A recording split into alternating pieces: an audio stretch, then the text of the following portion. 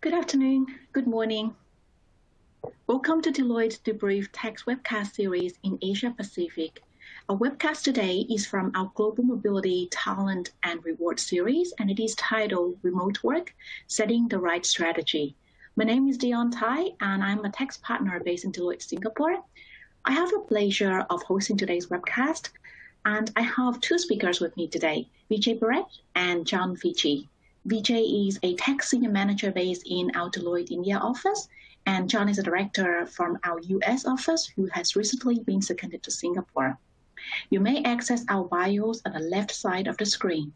Now, before I introduce the agenda for today's webcast, I'd like to take a moment to highlight some of the features of our webcast console. First, all users are on listen-only mode. If you have any content-related questions, you can submit at any time in the Q&A box at the bottom right of the screen. We do our best to respond to your questions during the presentation. Second, all PC users can maximize or minimize each box at your convenience during the webcast. You may also explore the icons at the bottom of the screen. If you want to download today's slides and related publications, please go to the Downloads and Links box. On the other hand, mobile device users can view the slides and answer the survey on screen. Thirdly, if you require an attendance record for this event, you can download your CPE certificate by clicking on the Request CPE icon at the bottom of the webcast console. Now, let me give you an overview of the topics that we will discuss today. First, we will set the scene by discussing the evolving landscape. Then we're going to touch on the tax and compliance considerations. Then how using technology, not just to manage the risk, but to thrive. Then beyond the tax and technology, we'll be discussing navigating short-term actions to longer-term strategy. And we will try to set aside some time for Q&A as well. Okay, now to get the session started, in the past year, I guess it has been one of the most interesting yet challenging years from a workplace and workforce perspective. Many of the future work trends all of a sudden got accelerated, and we witnessed for the first time the largest global remote work experiment ever, where almost every business and their workers across the entire world participated in. We're part of that, right?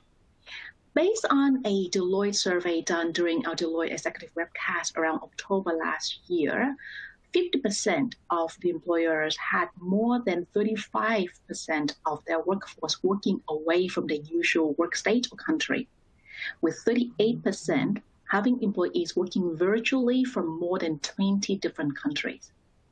Around that same time, when asked about what they predict the remote workforce would be like a year from there, 32% of the CEOs surveyed in a Fortune Deloitte CEO survey expected 1/3 of their workforce to be remote in January of 2022. Now, what was interesting was that 3 months later, with more vaccines on the way, and we asked the same questions, the number of CEOs expected 1/3 of their workforce to be remote in January 2022 increased to 38%. Now, that is a 19% increase.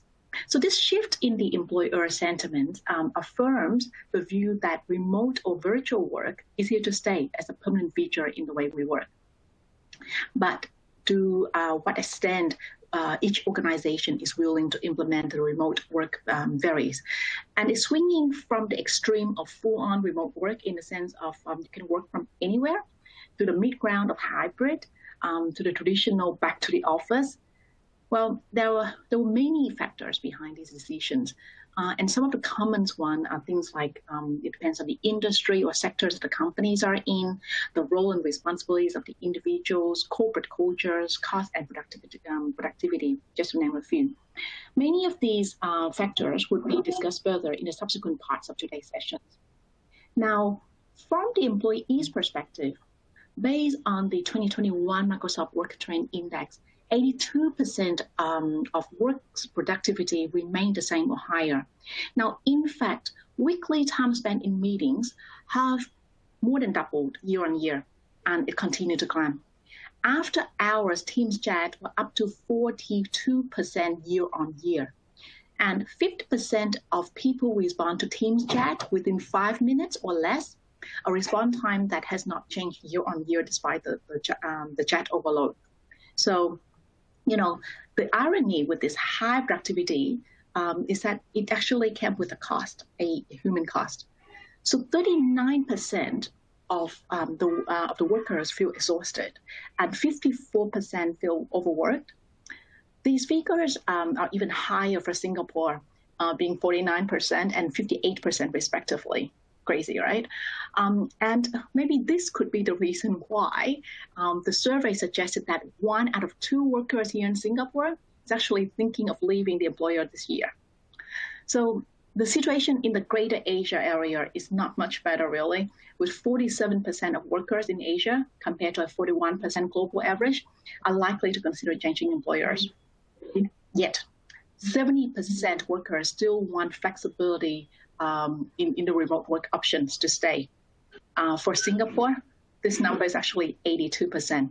So what this suggests to me is that the employers will need to definitely spend more time focusing on identifying that right work environment and policy for its remote work.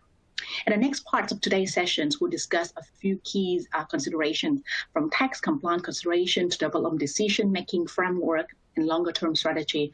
And hopefully that could help you with your journey of dealing with this new way of work and new expectations from the workforce. Okay, so moving on. If we take a sneak peek into the full-on remote work world, I'm sure each of you here on this call have seen at least one, if not all, of the scenarios that are being shown on this slide. I'm not sure if it's just my screen, but can we move on to the next slide? Yeah. So in APAC, the most common remote work arrangement, in my observation, is still, that simple form of working from home. We also see virtual assignments being on the rise, but it's more being treated as a temporary arrangement until the physical move could resume again. That said, we have also observed the increase in the amount of requests from international remote work from the employees across our clients in the region. So, and this is actually the most challenging kind of request and scenario to deal with. So by this, what I mean is, examples of individuals who normally supposed to be working in, say, Singapore, would now be requesting the employer for them to work remotely from, say, Australia or the UK, just so that they could be closer to the family. Right? But, the pandemic situation is still very fluid, as we know, with countries on different phases. So I am actually quite curious as to what are the kind of things that employers in other regions are facing. So maybe let me start with John. John, what is your observation in the US, North America? Yeah, Dion, thanks. It's interesting. I think each week we see a couple large organizations roll out their back to office plans, which at least to the public, seem very heavy on purpose and well-being statements, a bit light on kind of the finer details. I think generally there's an appreciation that this is really going to be a kind of work in process, right? Now, interestingly, a few organizations have stated that their workforce are free to work anywhere indefinitely, which those of us with our compliance hat on kind of wonder about that. But really, what is more common, as we've seen some added flexibility, the frequency one needs to be physically present in the office.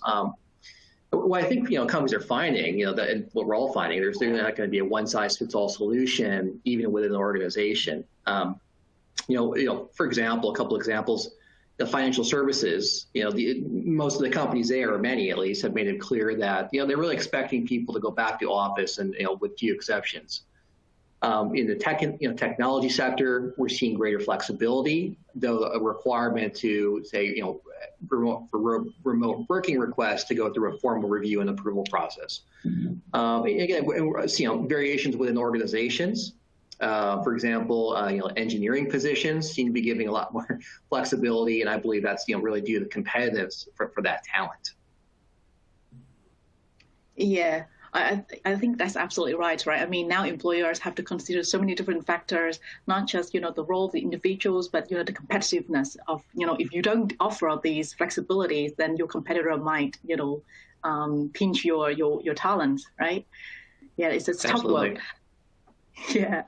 Vijay, how about you? What is it like in India?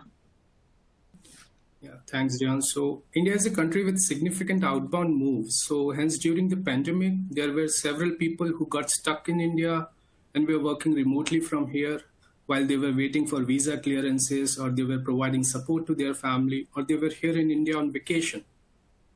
So this required the employers to assess the potential compliance risk for themselves and its employees as well, so that it could take appropriate measures to remain compliant.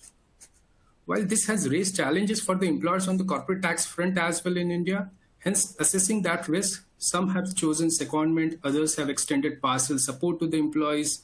Say some have asked employees to go on PTO, while others have asked employees to ensure their own compliances. While I would say there was relaxation issued by the government around residency rules last year for a specified period, and further those individuals who were facing double taxation even after considering the treaty reliefs, they were requested to file a specific form with the tax authorities. And on the other hand, if you look, the local employees work from home continues considering the ongoing lockdown in major part of India. Having said that, the laws guiding remote work would need to evolve in coming years, right? So, say for example, work from home found a mention in India labor codes specific to a service sector. But I would say that with more than a year of experience now in new way of working, the organizations have started evaluating long-term approach towards work from home or hybrid way of working. But clearly, this would depend on the industry of the organization and the nature of work which is being performed by the individual. Yeah, I see.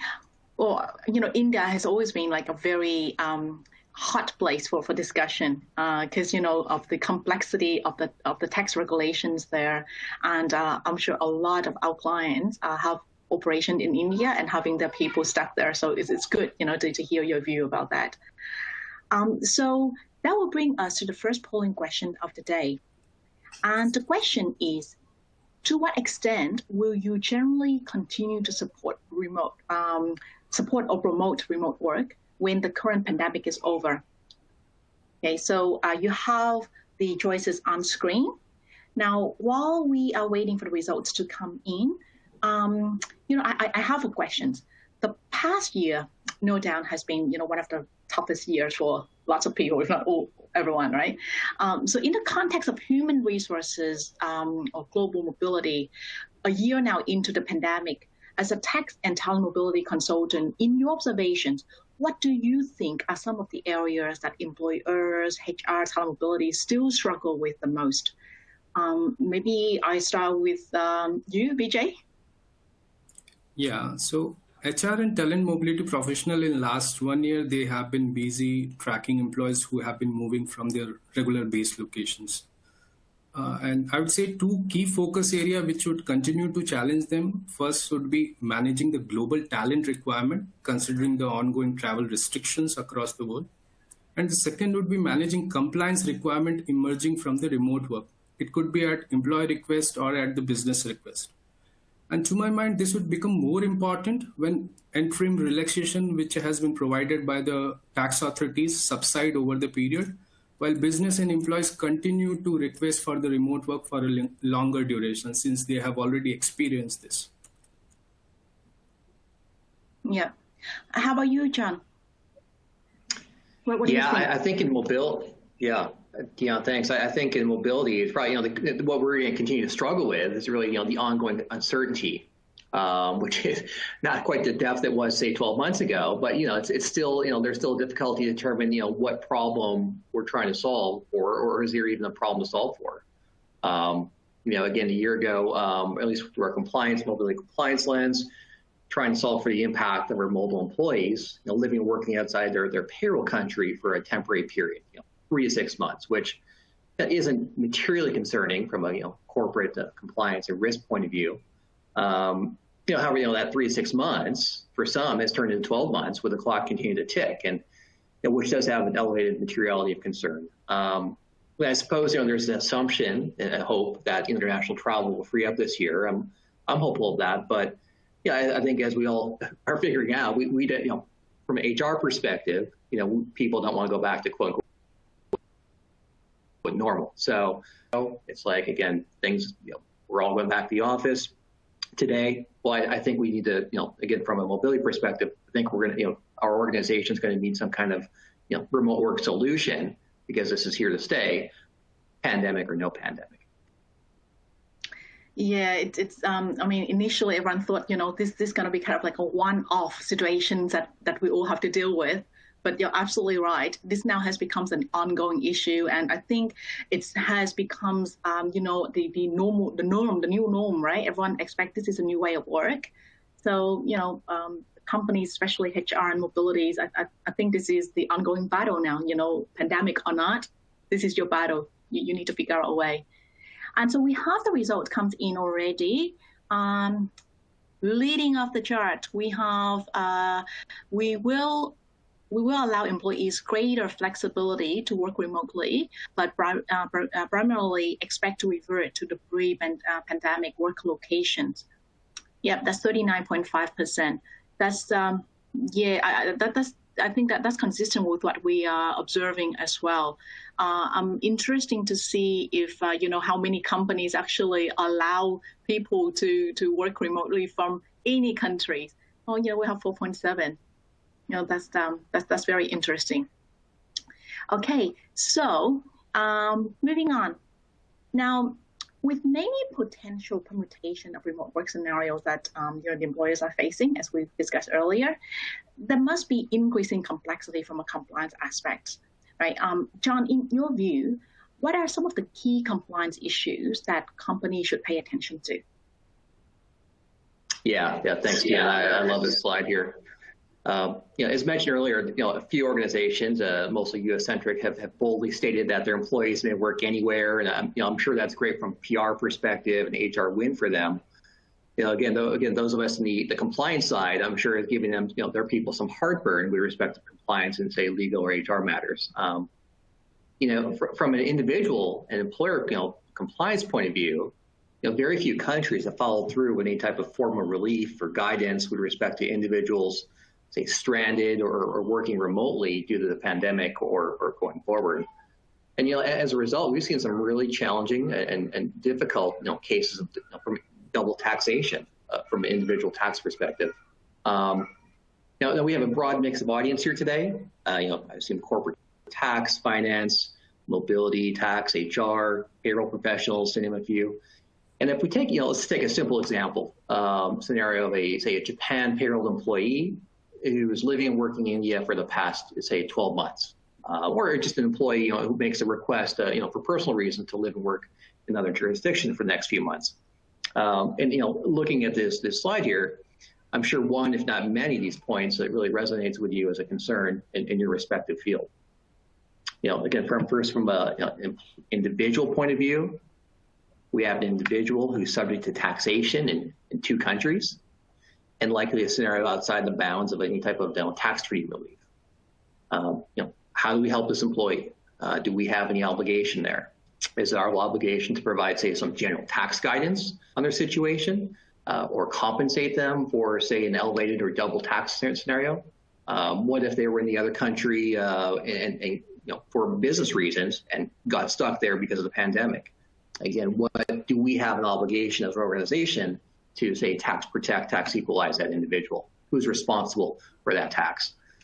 From an employer compliance point of view, we have, in this, the scenario of Japan payroll person working in India, we as a company will likely have in India, the Japan entity has an obligation, for an Indian payroll, say, social tax obligation. And that's going to require, the Japan entity to register in India. I'm oversimplifying that, but, I know that may get the attention here of our corporate tax friends on the call today. From an HR concern, we have a number of things to think about. If it's extended, or either retroactively or now prospectively, do we localize the individual? If yes, do we need to adjust pay and benefits for the local where they're actually working from? Are we continuing to pay, in our scenario, do we continue to pay, say, a Japanese housing or local cost of living premium that we provide to local employees there? Again, what is the expectation if this individual will be back in their payroll location in a few months? Have we made it clear to the employee, again, that, they're fully responsible for any tax implications of the situation. And so there are obvious other concerns and considerations, here for this one scenario. But now let's say, Dion, we have in fact dozens or hundreds of employees in this scenario, or looking forward who want to work quote unquote remotely. It's going to be a real challenge for organizations to efficiently and effectively manage the compliance and risk concerns, without a real thoughtful remote work policy and approach. So Dion, I know I'm throwing out many more questions and answers here, right? But I'm going to turn it back over to you and VJ to help us start thinking about a path forward here. Yeah, that's very interesting, John. And I think you're absolutely right. This this is a very important yet very challenging step for companies to approach, right? Because if you approve this on a case-by-case basis, then you might be setting a precedent that the subsequent employees come in and say, hey, I want to work remotely. I want you to tax protect me like you did with the previous employees. Then you'll be in a jam, right?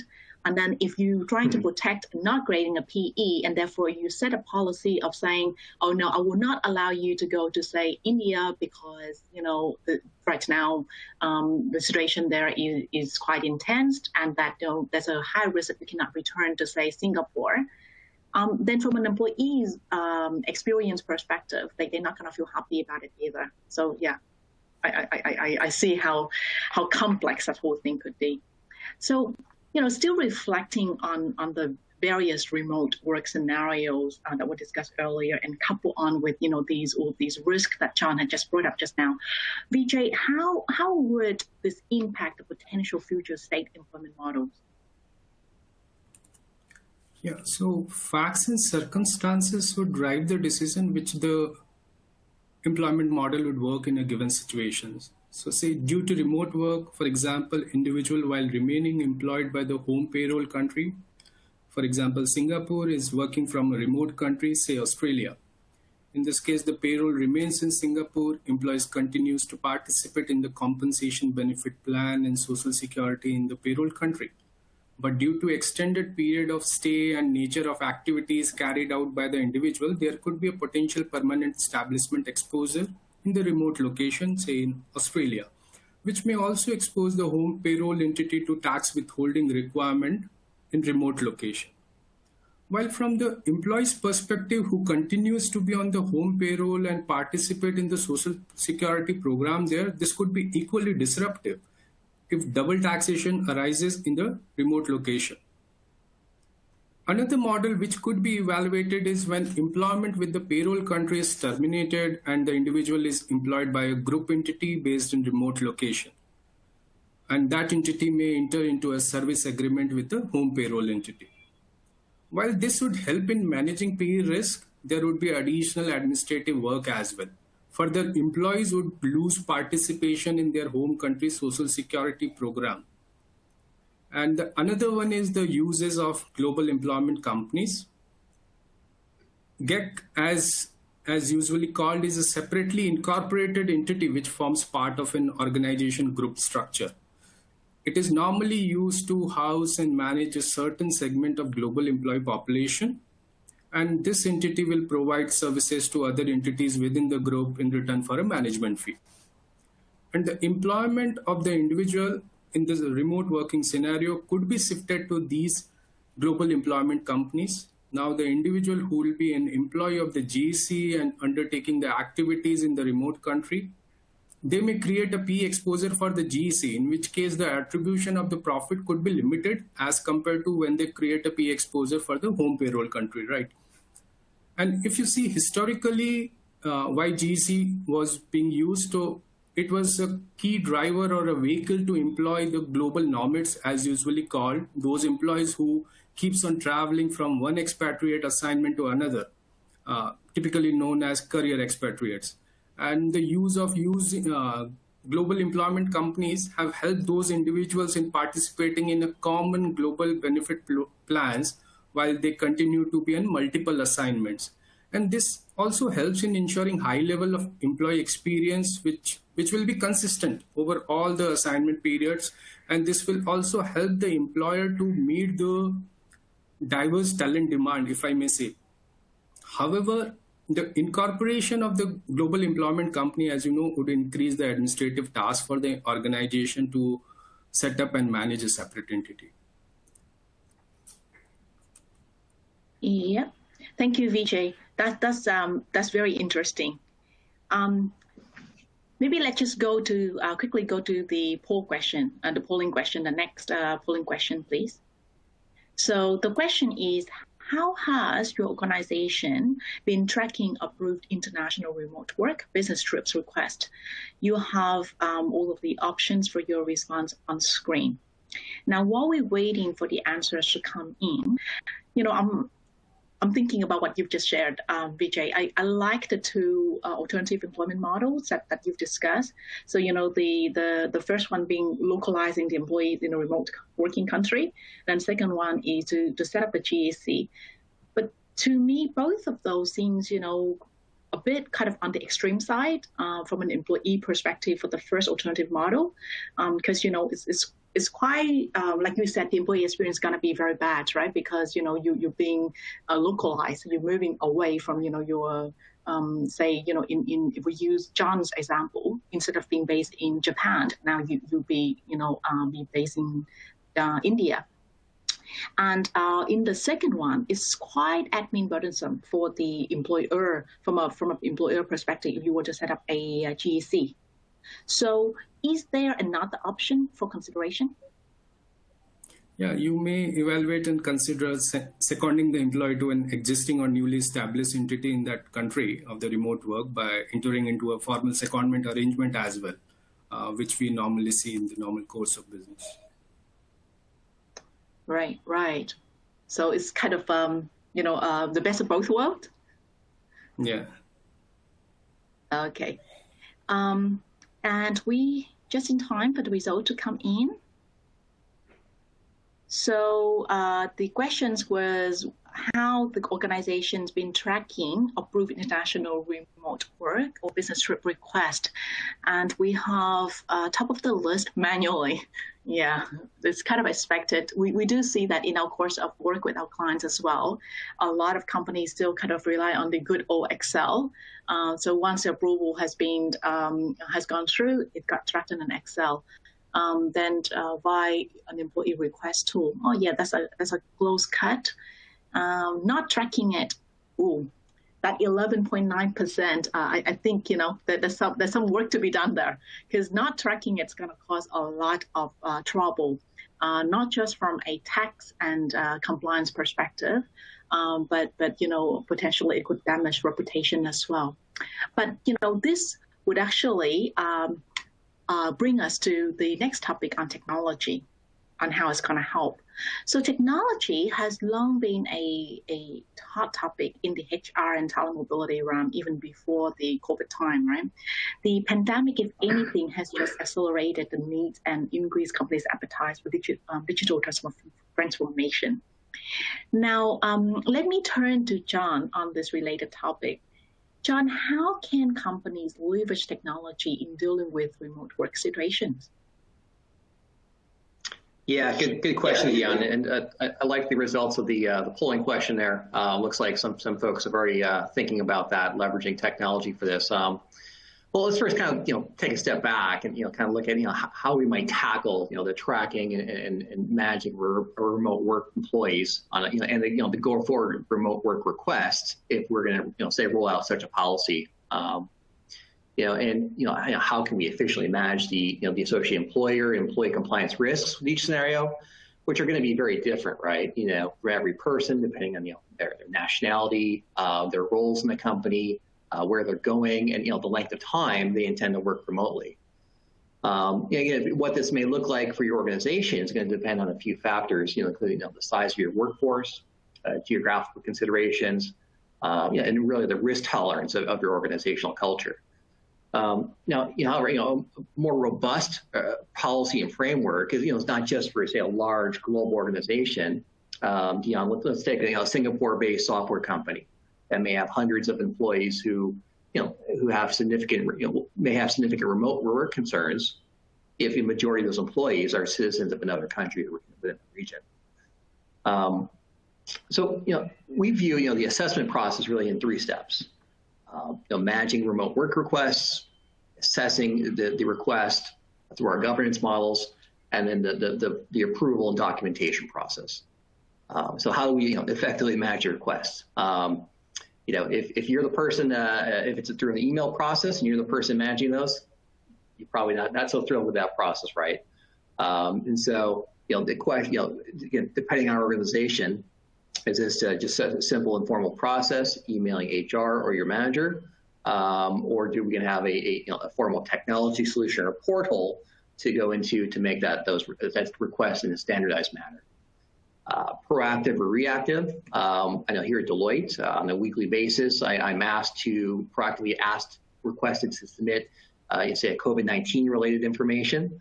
From a remote work request, are we going to send out a kind of one email to our team? Here's the policy. Here's what we want you to do. Leave it at that.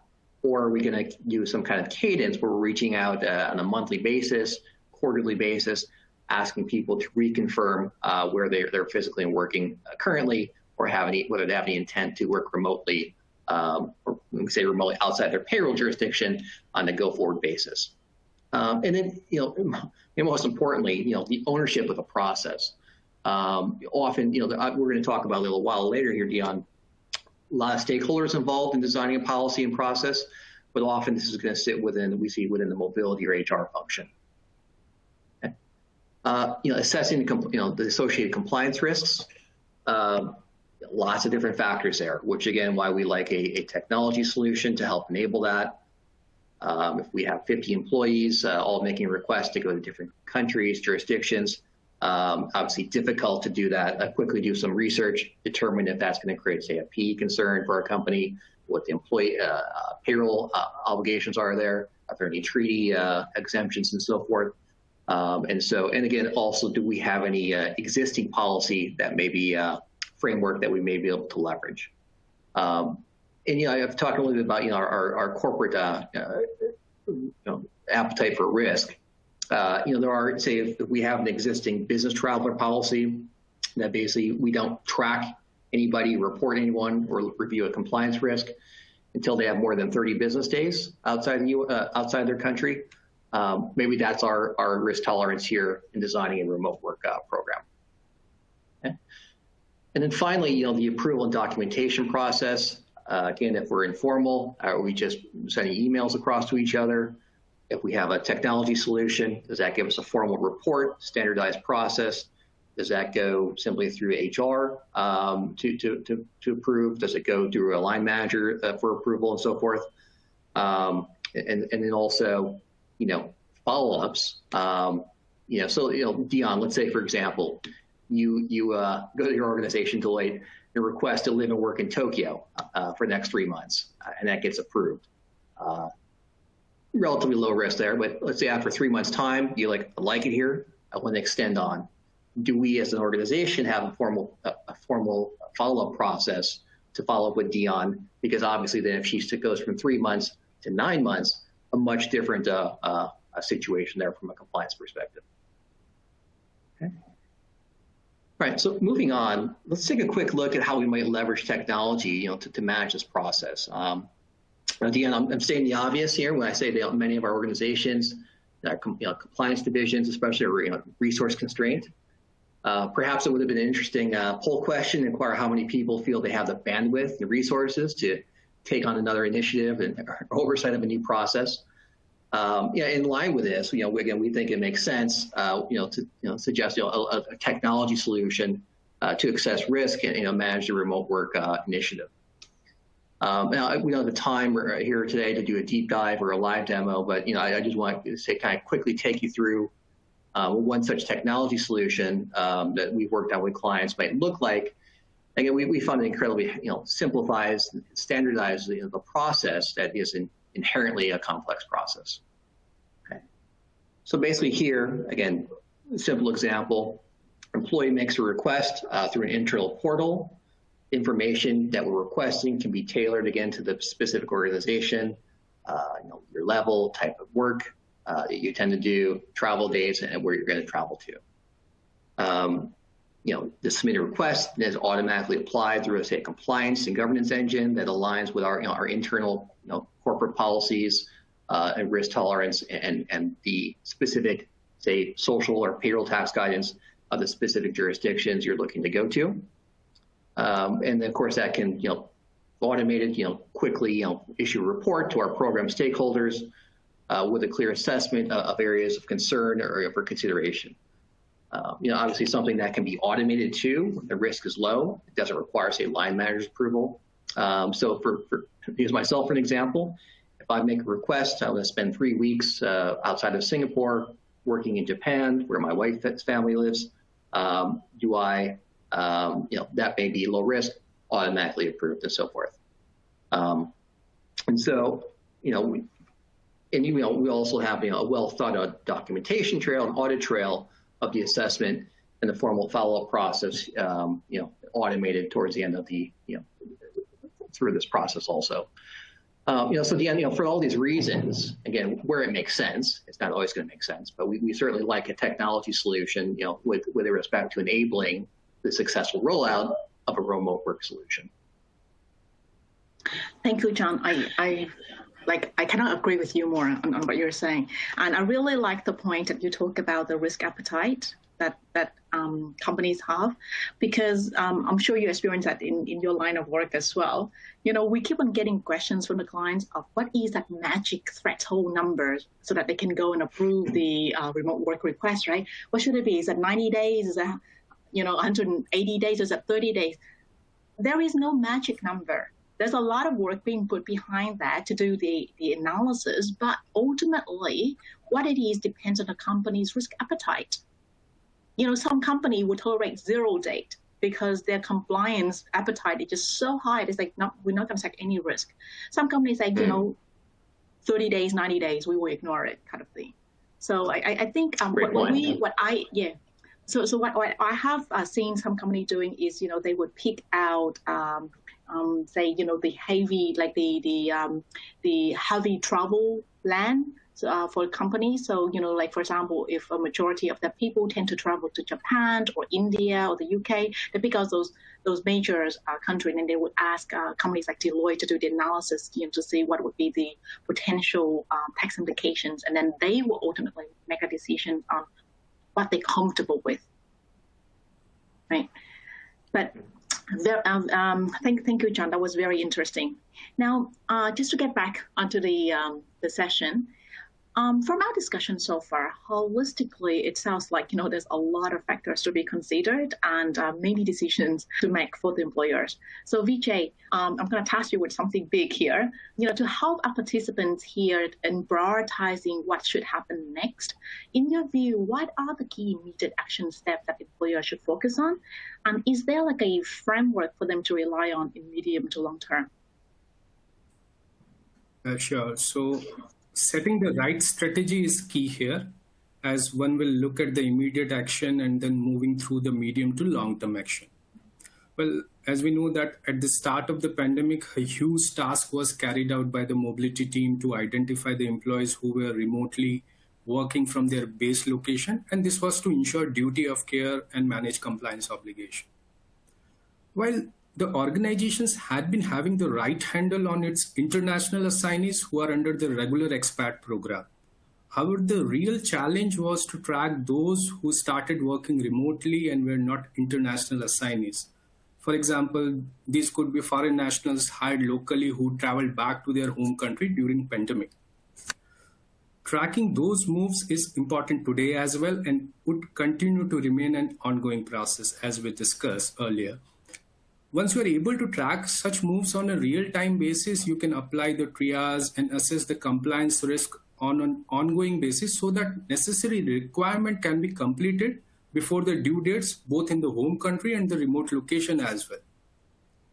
And when you look at the medium term, one need to have an interim decision-making framework for the remote work. And this is very key because you have to design a process for new remote work requests. This could be a simple decision-making tree or a process map to show who will be the process owners within the organization. For example, what would be the workflow of raising remote work request and assessing the compliance risk of the same, whether you want to use the existing mobility or the business traveler process and tools and extend the same for the remote work queries.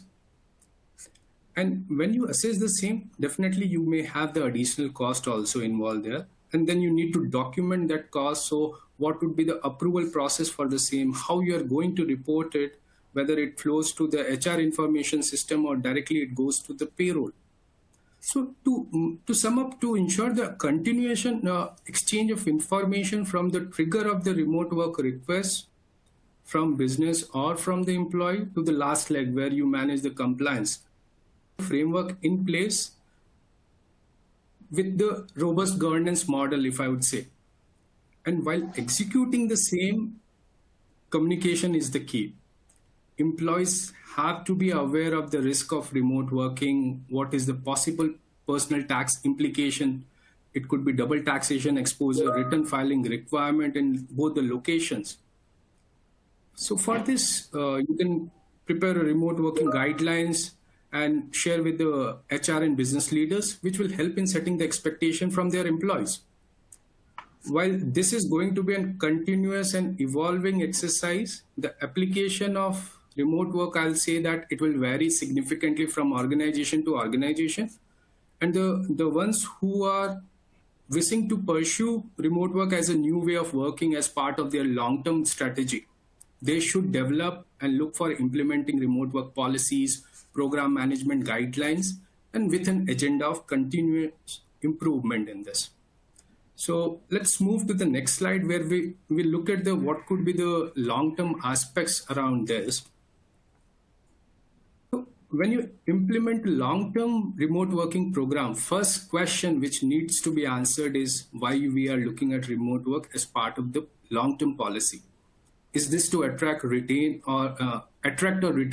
broader talent or diverse talent pool? Is this to increase your employee experience through providing more flexibility, or is this to optimize the cost, or whether it is a mix of all? Having an answer to this question and clear on the purpose is very critical, because this will work as a guiding principle of your remote work program. The next one would be to identify the roles which would fit for the remote work. Because then after that only, as you mentioned, you identify the key traffic lanes, okay, and then you evaluate the key country combination from corporate tax, employment tax, social security, immigration, employment law perspective. And when you will do that, you will have to answer certain questions like whether this particular specific roles or this particular location, should I exclude this because they are creating an unmanageable corporate tax risk for me, or this is an unacceptable cost for the business, or whether this particular individual have a right to work in this remote location from the immigration perspective. How long he can work remotely, for example, without acquiring the employment rights in the remote location, which is applicable to a local employee as well. Whether I need to change, say, for example, the rewards and benefit programs for the remote employees. And when I do that, how do I benchmark it? Whether I do it as the local salary of the remote location, or I do from the home country perspective, or I do based on some international or regional pay scales. So answering these questions will be very important. And not only this, you will have to see whether the remote work arrangement will lead to data protection or security risk, whether the organization's current business protection, for example, say, obligation of confidentiality will still valid when the employees are working remotely. What could be the registration requirement for the employer and employee? So I'd say these are very key questions. And when you draw up your long-term policies, you need to first answer these questions, have a framework in place, then develop the policies. And once you have the policy, you need to supplement with the process, decision-making protocols, which we discussed previously. So to sum up, while you're implementing a long-term remote program, it is very essential to adopt a holistic approach, which will incorporate cross-functional requirements from, say, HR, talent, mobility, tax, social security, employment, rewards, finance, technology. So all of that. And this will but ensure that the program is not only fit for the purpose from talent and business perspective, it will also remain solution oriented in coming years to manage current and future regulatory requirements. Thank you, Vijay. This sounds like a teamwork effort and not just a one single team's task, right?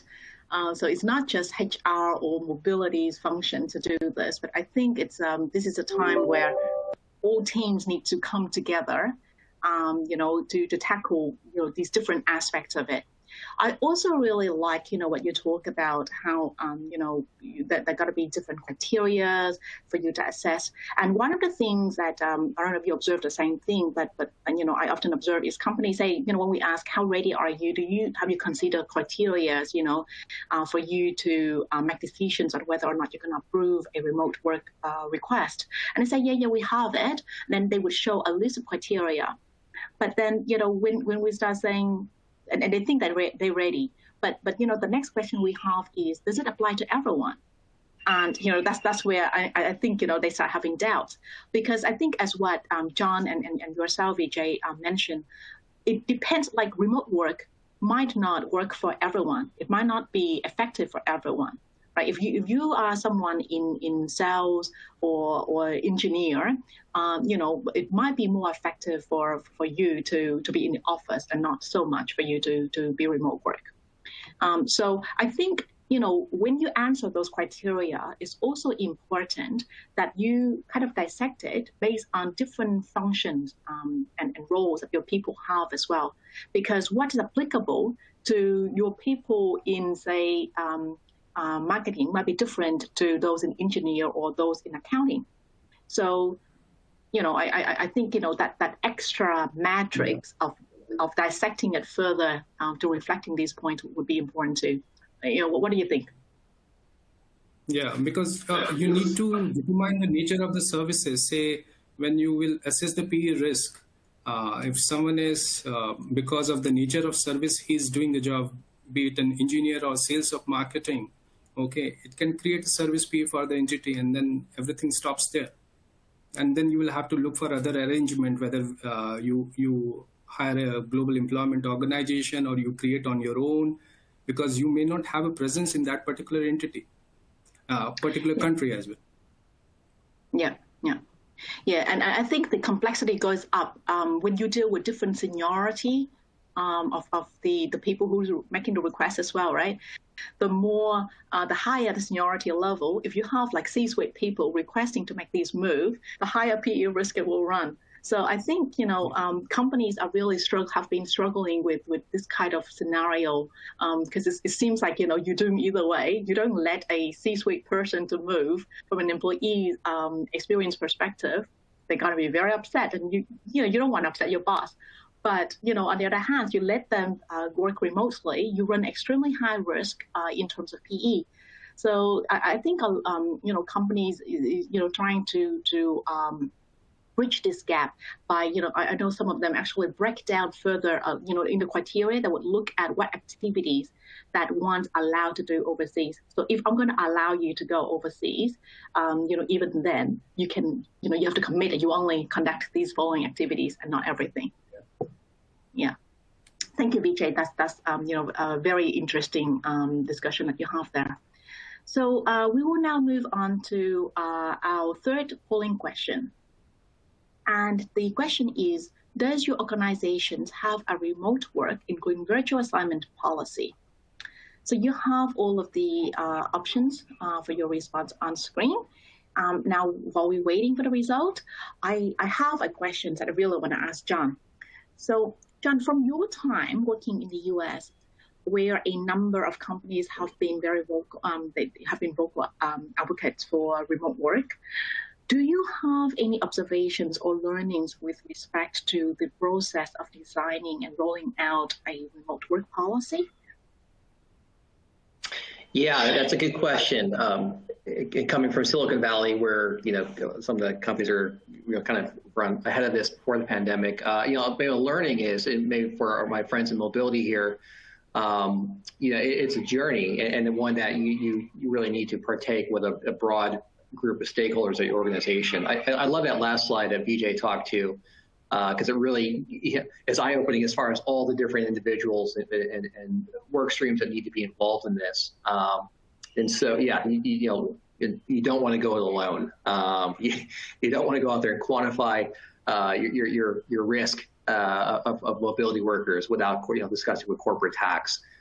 You don't want to approve working in certain countries if without discussing with cybersecurity, if there's an IP concern or just internet concerns, things like that. So it's if you're going to embark on this, sit down with reach out to your consultants, whether it's us or whoever else is.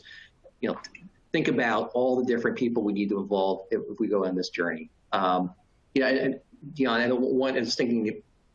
One large organization recently came out and said, our people can work anywhere in the world for up to 4 weeks with approval from their manager. And I thought, well, it's nice. 1 month is a nice number, but I guarantee you, it wasn't some arbitrary. Hey, that's a nice number. Let's go with it. I'm sure there was a lot of work by a lot of different people, different compliance functions, to come up what makes sense for our global population to come out with this statement. So yeah. Thank you, John. That's insightful. So we have the result now. Wow, this is very interesting because not so long ago, when we asked the same questions, we didn't have this high response in terms of companies having the policy, remote work policy. Now we actually have 30.5% of company actually have remote work policy in place already. That's impressive. But that 24% of not having a policy, but still you have guidelines, so that's good. I understand, sometimes introducing a policy is a big hassle, and it has to go through many layers of approval as well. So guidelines, could be the alternative to that. Yeah, but so no, we still have more than 20% of no. But at least you're exploring the option of having some sort of guidelines or policy in place. So yeah, I think that's still promising. Now, I think that is probably all the time we have in terms of the main materials. So this will bring us to the end of today's discussion, but we have some time to discuss some of the questions from the audience, I believe. We still have time, right? Okay. Yeah. I'm going through the questions, so I'm picking up some questions Dion, here. Yeah. Dion, maybe I can take one. Okay. I saw a question earlier and a separate question I can may cover both, answering without answering. I think somebody asked, what's our organization doing? And as I said earlier, maybe I can't answer it directly, but I think this is training from a reaction to the pandemic to more an HR well-being initiative here. I know within Big Four, there have been organizations that have boldly stated, a very flexible work arrangement, and seeing how economies are coming back and how workforce, and Dion, as you said earlier, a lot of people are looking to shift, look for different opportunities. I think it's going to be essential for organizations to be very flexible and leaning in to the employees' desires of as far as what they assign their policy. And I see another question here. I know my statement earlier that I think it's going to be a work in process is really going to ring true as things will evolve here for many organizations still the next 6 to 12 months. Thank you, John. I think we might have enough time for one more question.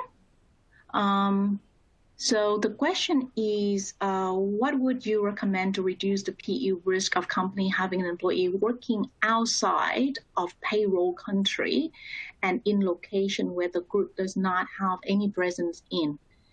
Vijay, you want to Do you have any thoughts on that?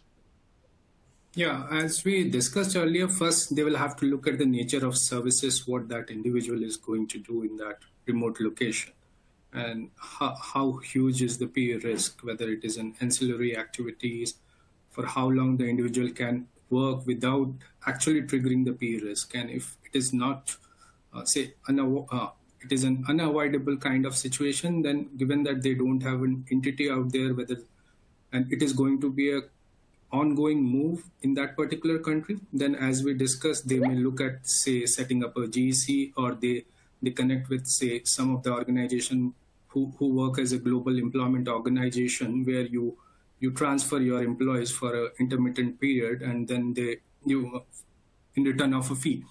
Okay, and then they work from that remote location on the payroll of that particular entity. So these are some of the aspects which can be looked into, given that they don't have an entity in the remote location. But the thing is that not only PE, you will have to see if you are able to manage PE, but what happens on the, say, employment rights from the employment law perspective, whether you will trigger that beyond a point, and whether you have a right to work because which visa you will go in that particular country if you are not national in that country. So this is not only the P, but we'll have to, as we discuss, keep in mind other aspects as well. Yeah, and I think that the things that you can pick up here and there to mitigate the risk, but ultimately, if you're thinking like there's certain roles, especially at high seniority level, if you're thinking of kind of just shifting the entire role from this one location, move it to another location, in many circumstances that might not work. So, realistically, you might need to kind of break down the scope of work and the roles and responsibilities, and see how much of that role you can actually move it across to reduce that PE risk. Because, there are just certain things that you do will definitely just trigger PE, right?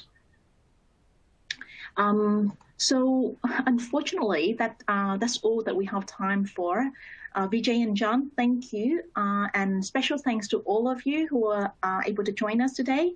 We would like to encourage you to fill out a short survey that will pop up on the screen momentarily, and tell us what you think about today's program. If you join us late, please note that this presentation will be archived for future viewing. If you feel that others would benefit from this webcast, please share the webcast via the share this icon, or have them visit the Debrief's website. We will respond to all of the questions submitted during the webcast in a couple of weeks. Also, if you think of any other questions or comments later, please feel free to reach out to either myself or our speakers, and we'd be more than happy to talk to you. And please don't forget to tune into our next scheduled webcast from the Transfer Pricing series on the 29th of June, titled China Transfer Pricing Update, Simplified Unilateral Advanced Pricing Agreement Application Procedures. At last, from all of us here at Deloitte, thank you for your participation in Deloitte's Asia Pacific Tax Webcast today. Goodbye.